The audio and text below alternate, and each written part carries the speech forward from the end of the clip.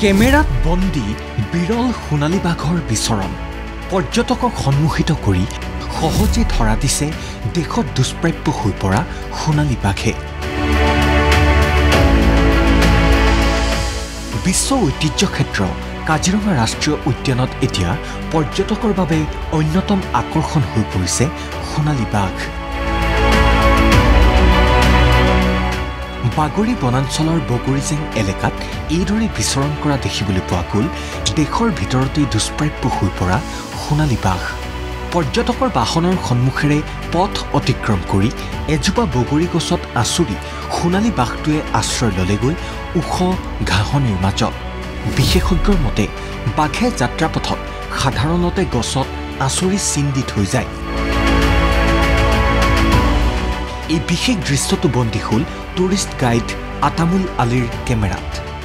বগৰীজেং বুলি এটা প্লেচ আছে, তাতে পোৱা গৈছিলে আপোনাৰ গ্ৰাছলেণ্ড এৰিয়াত মানে ক্ৰছিং মমেণ্ট আছিলে আৰু বেক চাইডে গাড়ী এখন আহি যোৱাৰ কাৰণে মানে আপোনাৰ ভইচৰ কাৰণে মানে ক্ৰছ নকৰিলে আৰু কি মাৰ্কিং কৰিলে বগৰী গছ এজোপা, তাৰপিছত আকৌ আপোনাৰ গ্ৰাছলেণ্ড এৰিয়াত সোমাই গ'ল। আনহাতে কহৰা বনাঞ্চলৰ ডাফলাং এলেকাত পৰ্যটকৰ মুখামুখি হ'ল এটা ভালুক।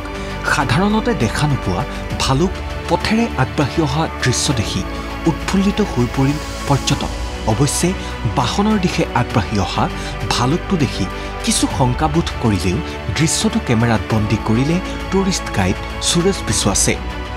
কিছুদূৰ আগুৱাই আহি ভালুকটো পথৰ পৰা নামি পুনৰ সোমাই গ'ল ঘাঁহনিৰ মাজত। জাষ্ট আপোনাৰ ইফালৰ পৰা আহি আছিলে আমি ৰৈ দিলোঁ, ৰৈ দি অকণমান চাপি আহিছে, অকণমান মই অকণ চিঞৰিলোঁ, ভুই হাই কৰিলোঁ, অকণমান থিয় হৈ দিলে, ধুনীয়াকৈ থিয় হৈ চাইছে আৰু পিছত সোমাই গ'ল লাহেকৈ। বহুত কম দেখি পায় ভালুকে, বহুত কম দেখি পায় ভালুকে দেখি পোৱা নাযায়। মানাহ ৰাষ্ট্ৰীয় উদ্যানতো শেহতীয়াকৈ চলি থকা বাঘ গণনা প্ৰক্ৰিয়াই দিছে কেইবাটাও ভাল খবৰ। 10 ফেব্ৰুৱাৰীত বাঘ গণনা অন্ত পৰাৰ পাছতেই লাভ কৰা যাব ৰাষ্ট্ৰীয় উদ্যানখনত থকা বাঘৰ সংখ্যা। সমান্তৰালকৈ ময়ূৰ, গঁড় আদি বন্যজীৱৰ দৰ্শনেও মনোকামনা পূৰণ কৰিছে পৰ্যটকৰ।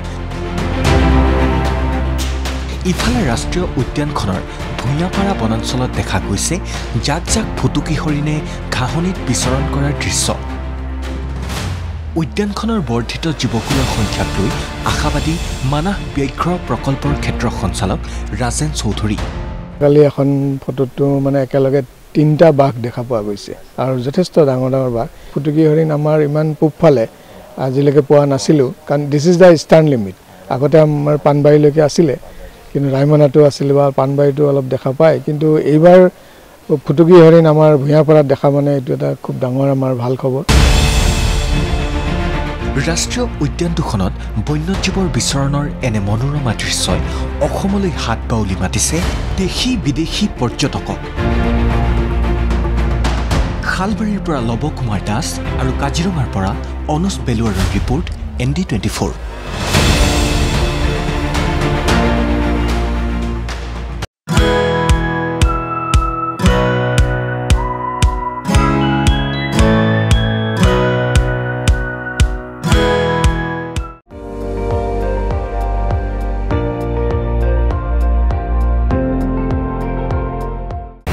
আপুনি চাই আছে ND24, সৰ্বশ্ৰেষ্ঠ নহয় সৰ্বোত্তমৰ দৌৰ।